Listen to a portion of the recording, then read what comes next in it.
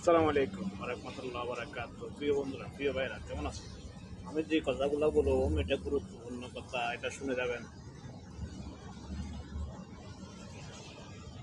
এটা শুনে যাবেন পুরো ভিডিও। অনেক দেশে অনেক ভাইরা আছে, ফ্যামিলিতে বড় ছেলেরা অনেক করে ফেলে ফ্যামিলির জন্য, ভাইয়ের জন্য, বোনের জন্য, মার জন্য। এটা কর্তব্য করাটা।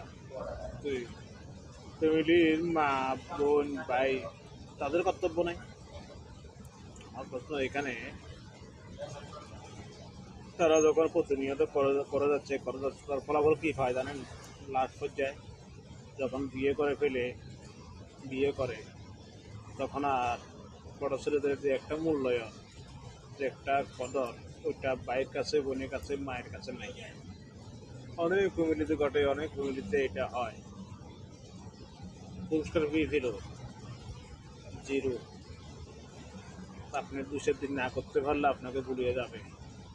এমন এমন ফ্যামিলি আছে, সব ফ্যামিলি না, ভাইয়েরা বোনেরা ফ্যামিলি বড় ছেলেদেরকে প্রতিনিয়ত ঠকায়। এটা কেন? আপনাদের কাছে প্রশ্ন আমার। যদি কথা যদি মিলিয়ে দেখবেন, যদি ভালো না লাগে কমেন্ট বক্সে জানা যাবে। ধন্যবাদ। আল্লাহ হাফিজ।